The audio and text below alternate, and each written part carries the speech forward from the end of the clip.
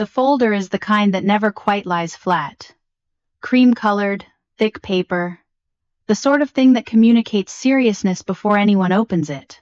It sits in the center of my grandmother's dining room table, the one she stripped and refinished herself years ago, because she said furniture that had lived a life deserved to keep its scars. Around that table are my parents, my Uncle Desmond, a man named Warren Holloway, who drove 40 minutes from downtown Atlanta and brought with him a briefcase, a notary seal, and a quality of silence that settles into a room the way cold does in January when someone has left a window cracked open, and nobody wants to admit it. My mother's hands are folded in her lap like she is praying, or pretending to. My father is looking at the wall. Warren Holloway opens the folder. And that is the moment everything my family had been certain of for almost a year begins quietly, without drama, without any of the noise they had made to get here to come apart. My name is Kamala Krishnamurthy. I am a licensed civil engineer. I have worked for the same structural consulting firm in Decatur for 16 years, and my job is to assess what buildings can hold, what the ground beneath them can carry, what forces are working against them that no one has thought to measure yet. I mention this not to be impressive, but because it matters. The way you train yourself to look at the world shapes what you see. And I had been seeing for the better part of a year exactly what was coming. But I need to back up, because this story doesn't start in that dining room. It starts much earlier, on a Sunday morning, in a small house off Briarcliff Road in Decatur, with a pot of soup and a woman who never asked anyone for a single thing she didn't genuinely need. My grandmother's name is Saroja Krishnamurthy. She is 83 years old. She came to Atlanta in 1976 with my grandfather, $200, and a suitcase that she says held more hope than clothing. She grew up in a village outside Madurai with no running water until she was 11. She has told me this not as a complaint, not even as a story exactly, but as a fact she carries the way other people carry keys, always there, always weighted, never put down. She spent 40 years in Atlanta doing exactly what she said she would do when she arrived, making sure no one in her family went to bed uncertain. Every Sunday for the past 8 years, I drove to her house on Briarcliff. I brought groceries, tomatoes, tamarind, rice, the particular brand of dried red chilies she said no one could substitute without her knowing. I sat at her kitchen table, dark teak, scarred along one edge where she'd set down a cast-iron pot too quickly sometime in 1991, and never saw any reason to sand it away. We cooked together. We ate. She told me about the neighborhood in the early 80s, about the garden she'd had before her knees made kneeling impossible, about my grandfather's particular talent for getting lost while driving and refusing to acknowledge it. She laughed telling these stories, not the polite laughter of someone performing memory, but real, creasing, her eyes laughter. My parents came at holidays. My Uncle Desmond called when something needed doing that he didn't want to do himself. Paati, that is what I called her, the Tamil word for grandmother told me once, while we were doing the dishes after Sunday lunch, her hands in the soapy water and mine holding the dish towel, that the people who take the most from you are always the most certain they deserve it. I didn't ask her to explain. I just kept trying. I want to be honest with you because I think you need the whole picture to understand what happens later. My parents are not bad people. My father, Rajan, worked for 30 years in hospital administration. My mother, Vanilla, taught middle school science for 2 decades. They are people who gave things, who sacrificed things, who genuinely love their family in the way that people love things they have decided belong to them. The problem was not cruelty. It was certainty. The unexamined conviction that Paati's life, her choices, her savings, all of it had been made for them, and would therefore return to them, like gravity, like the natural order. They had never once asked themselves whether that was true. They had never needed to. When Paati fell in October and fractured her hip, it was me who took her to Emory University Hospital and sat in the waiting room for 7 hours. It was me who spoke to the orthopedic surgeon about the procedure, about the recovery window, about the realistic probability of returning to full mobility. He said 64% for a woman her age and baseline health. He said it with the practiced kindness of someone who has delivered better news and worse. I wrote it in my notebook. 64%. Then I wrote, find the best in-home physiotherapist in Decatur within 15 miles. My parents arrived the following morning. My mother walked directly to me in the hallway outside recovery, and her first question, her very first, was not about the surgery. It was not about pain management or discharge timeline or what kind of help Potty would need at home. Her first question was about the house. We need to talk about arrangements, she said. She can't be alone. She won't be. She won't be, I said. You can't manage this yourself, Kamala. You work full-time. So do you. She paused. The kind of pause that means something has been planned in advance and is now being introduced on schedule. Your father and I have been discussing. If Potty comes to stay with us, it makes sense for us to have access to her financial accounts. For care coordination. For medical costs. I want to stop here for a second, because if you have ever stood in a hospital hallway and heard someone use the word coordination when they meant control, you know exactly what that silence felt like. She said coordination. She said care costs. She said it in a hospital corridor 14 hours after her mother's hip surgery, and her voice had the particular flatness of a person reciting something they have rehearsed several times in a car on the way over. I looked at her. I said, Potty can speak for herself. She is 83 and fully lucid. I would be careful about the arguments you are building. My mother's jaw tightened. It was the closest she ever came to losing composure in a semi-public space. She turned and walked back toward the room. The family dinner happened 9 days later. My Uncle Desmond relayed the invitation through a group text, then followed it with a private message to me, alone, noting that it would help if I could come without making everything into a confrontation.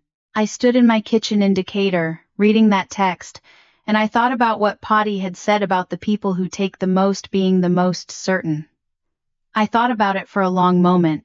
Then I texted back, I'll be there. I went because Potty asked me to. She called me the night before and said, come Kamala, just that. But she said it with the particular weight of a woman who has already decided something and needs someone to witness it. The dinner was at my parents' house in Buckhead.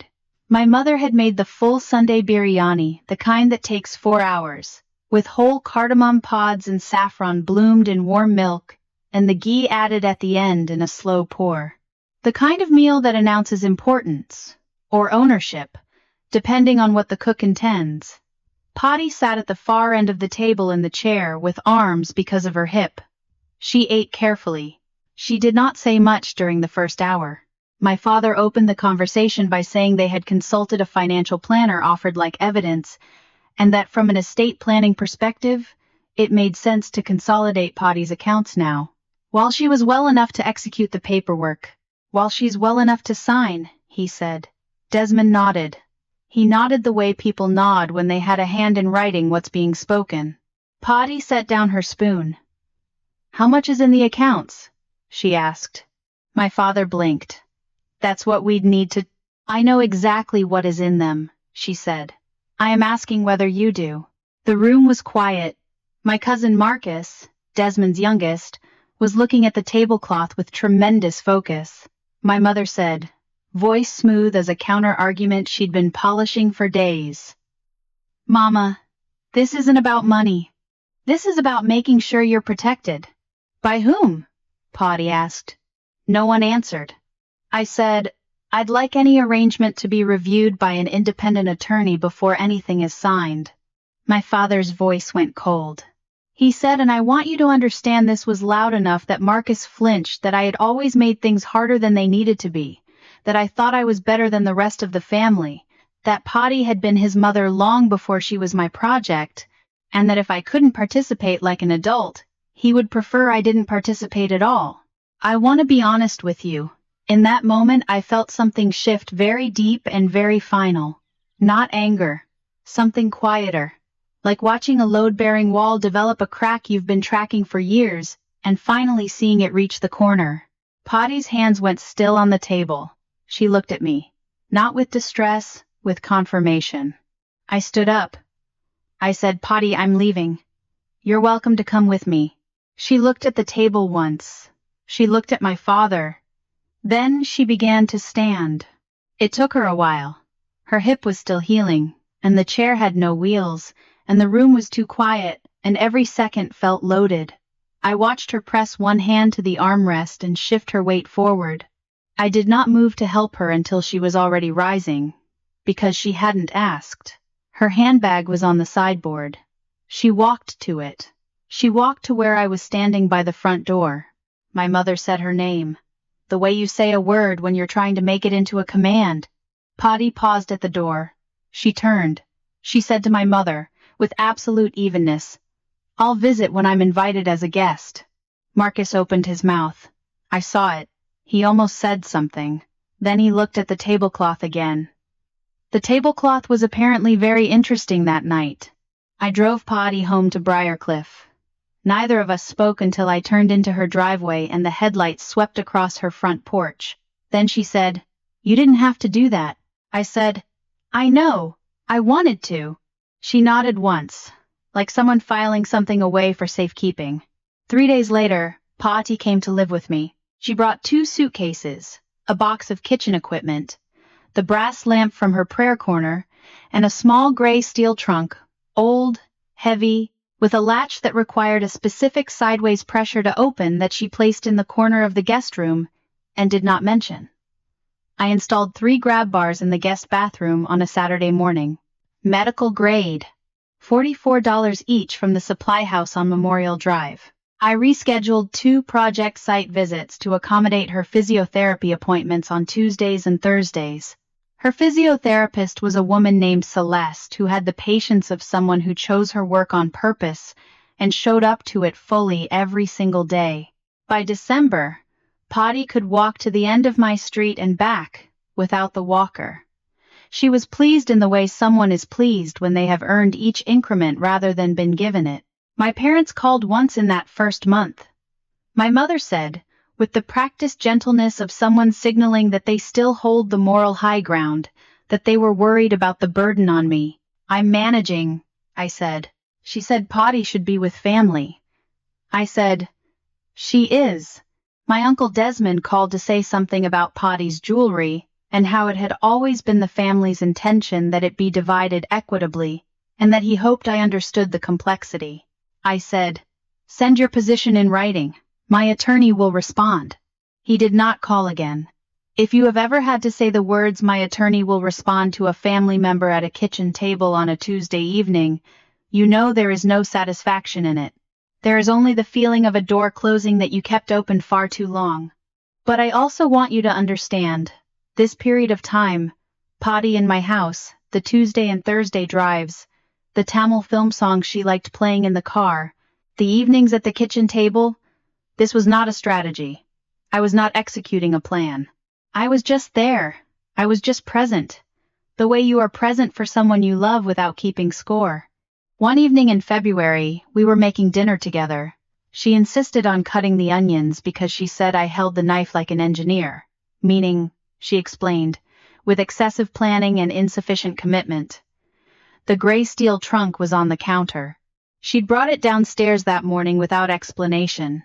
I'd noticed the dent in the corner of its latch. I'd found myself looking at it sometimes without knowing why.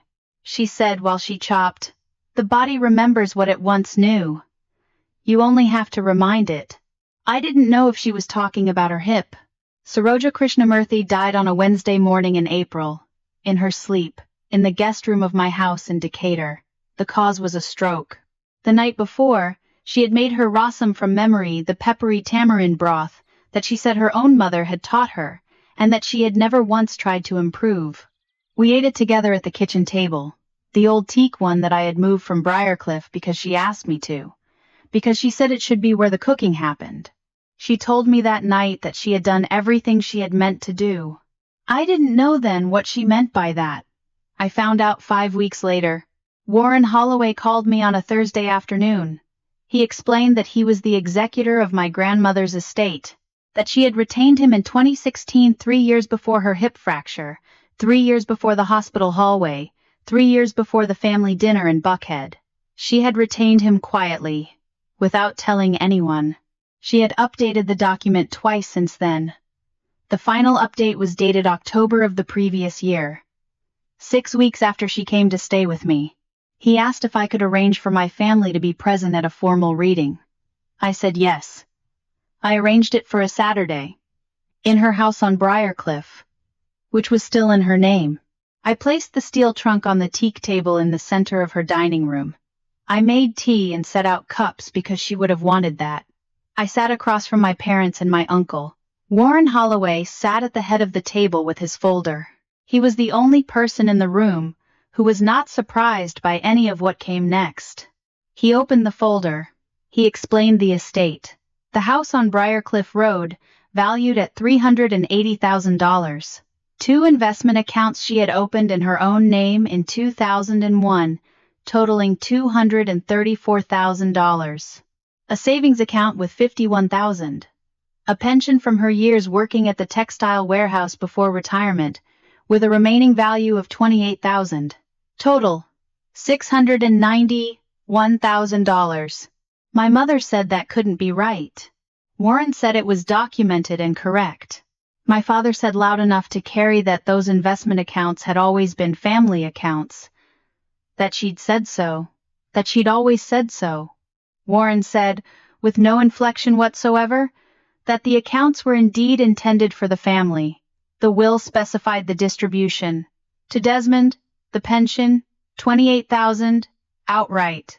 To my parents, $60,000, held in trust, accessible only for documented medical expenses. The remainder $603,000, the house, and all its contents to Kamala Krishnamurthy, with one condition. That the teak dining table never leave the family. The room was not loud after that. It was very, very still. I want to tell you what that stillness felt like, because I think it matters. It did not feel like victory. My mother's voice, when it finally came, broke in the way that voices break when the assumption that has been holding the rest of the structure up turns out to have been load-bearing. My father's hands went still on the table. Desmond stared at the wood grain. His face did what faces do when a person understands, for the first time and all at once, that the story they have told about themselves for 40 years is not the story other people were living. I did not feel triumphant. I want to be precise about that. I felt grief, not for the money, not for the legal outcome. I felt grief for the version of my family that could have been, for the 40 years of Sunday visits that my parents could have made and didn't, for the dinners that Patty ate alone on weekdays because it wasn't a holiday, for all the things she told me at the kitchen table that no one else ever asked to hear. This story taught me something I think about often. The people in that room, my parents, my uncle, they did not believe they were choosing absence. They believed they were simply living their lives. They thought showing up was optional, and that claiming was automatic. What Patty understood, what she had apparently understood for years before any of us knew there was anything to understand, is that love is not a status. It is a practice. It is not what you feel. It is what you do on a Tuesday when nothing is being asked of you and no one is watching. I opened the steel trunk. Letters, documents, photographs, a single folded page at the top in Tamil, in her handwriting, dated the previous November. Warren had already notarized a certified translation, but I read the Tamil aloud. My voice was steadier than I expected. She wrote, "Everything I have, I earned. Everything I gave was a gift, not a payment, not a debt, not a promise made on behalf of my children's children. A gift given freely does not become an inheritance owed." Kamala understood this. The table was always hers. I looked at my parents. I said, "She told me once that the people who take the most are always the most certain they deserve it." She said that to me in this house, at this table. She was already thinking about this. My mother said nothing. My father said nothing. Desmond looked at the table. The legal process took 5 months. My parents retained an attorney and challenged the final amendment, arguing undue influence. The court requested evidence. There was none. There were only the 2 prior updates, both predating my involvement. There was her doctor's signed statement of full cognitive capacity from the same month as the final amendment. The challenge was dismissed. Before the ruling, I called my father. I told him I was prepared to discuss a mediated resolution if he was willing to engage with a neutral party. He told me he would not be instructed by his own daughter about his own mother's wishes. I thanked him for the clarity. I told Warren to proceed. Marcus called me 2 months later. He said he'd been thinking. He didn't say much more than that, and honestly, he didn't need to. We had coffee at a place in East Atlanta. He was quiet in the way of someone working something out. I didn't push. Some things take time. I know that. I did not sell the house on Briarcliff. I rent it now to a young couple, Priya and James, who are expecting their first child in the fall. Priya asked if she could plant marigolds along the front walk. I said yes. I said Potty would have liked that very much. The teak table is in my kitchen in Decatur. I had to move the island 18 inches toward the window to make it fit, but it fits now. The burn mark along one edge where a cast iron pot came down too fast in 1991 is still there. It should be. Some marks are not damage. They are record. On Sunday mornings, I make rasam. I have Potty's recipe on a note card in her handwriting. I have been making it for 8 months. I am still not as good as she was. I don't know if I ever will be. But last week, for the first time, when I lifted the lid and the steam came up, it smelled right. It smelled like Briarcliff Road on a Sunday afternoon when I was 26 years old and she was still teaching me how to hold a knife. She told me the table should be where the cooking happens. That's where it is. Quiet faithfulness doesn't announce itself. It doesn't hold a press conference. It doesn't need to be recognized to be real. It accumulates slowly, choice by choice, year by year, in the unglamorous consistency of showing up when nothing is on the line yet. And sometimes not always, but sometimes it leaves something behind that outlasts everything else. If there is someone in your life who is being quietly overlooked, I am asking you to call them today. Not a text, a call. Ask if you can come by. Sit with them at whatever table they have. Ask them about 1981. Ask them about the garden. Ask them what they made for dinner the night they knew things would be okay. Let them tell you. I want to know something from you. Type 1 in the comments if you believe Kamala made exactly the right choices from beginning to end. Type 2 if you think she should have tried harder to repair the relationship with her parents before the will was read. Type 3 if this story reminded you of someone specific in your own life, and if it did, I hope you'll tell me about them. I read everything. Where are you watching from tonight? What time is it there? I think about that. Sometimes all the different kitchens and living rooms and late-night insomnia hours where these stories find people. Tell me. And if you have ever been the person who showed up, the one who stayed, the one who drove to the hospital, the one who installed the grab bars on a Saturday morning, I want you to know that I see you, even when no one else is keeping track. Subscribe so the next story finds you. They don't all end with justice, but they all end with truth. This is a fictional story inspired by real emotional experiences. Fully rewritten and reimagined in Atlanta, Georgia, to create original content. Any resemblance to real people or events is coincidental.